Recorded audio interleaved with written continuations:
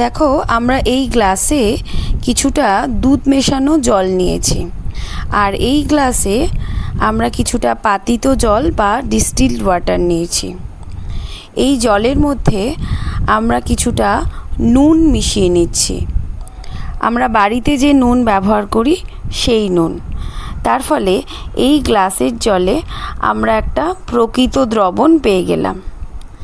এবার আমরা একটা টর্চের আলো এই দুটো গ্লাসের জলে ফেলছি।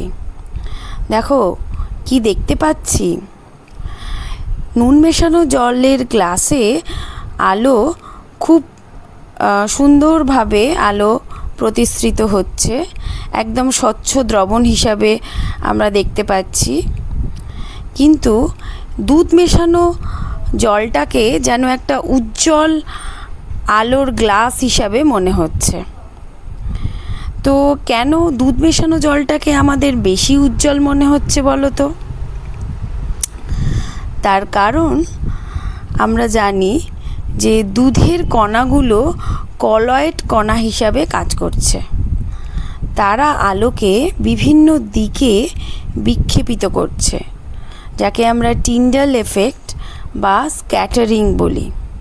কিন্তু প্রকৃত দ্রবণের কণাগুলো আলোকে এইভাবে চারিদিকে বিক্ষেপিত করে না।